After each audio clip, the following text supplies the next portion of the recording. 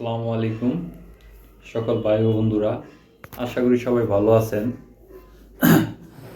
এই হুজুরের বয়ানটা শুনেন, আসলে সবার কলিজা ঠান্ডা হয়ে যাবে।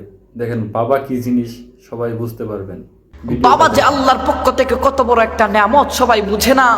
যাদের মাথার উপর থেকে বাবা নামক বটগাছটার ছায়া উঠে গেছে, একমাত্র তারাই বলতে পারে বাবা আল্লাহর কত বড় নেয়ামত ছিলেন। এবং বাবা মা থাকতে বাবা মায়ের কদর করো, সময় থাকতে সাধন করো, সময় গেলে আর সাধন হবে না। আমরা শুধু বাবার উপরের রাগটাই দেখলাম, বাবার রাগের ভিতরে অন্তর্নিহিত ভালোবাসাটা দেখলাম না।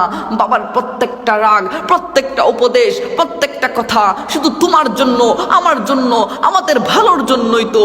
এবং একটু দিমাগটা খাটাও, একটু দিমাগ খাটিয়ে দেখো, তোমার বাবা তোমার জন্য সুপার হিরো, রিয়েল হিরো। তুমি কি চাইলা, তোমার বাবা কি দিল না, তোমার বাবা কি দিল না। সামর্থ্য নাই, পকেট শূন্য, কিন্তু বাবা কখনো বলে না যে আমি দিতে পারবো না। বাবা বলে বাবা একটু অপেক্ষা কর, আমি দেখছি, আমি চেষ্টা করছি। বাবা এমন হিরো, তুমি এমন জিনিস চাইবা, তুমি যদি পৃথিবী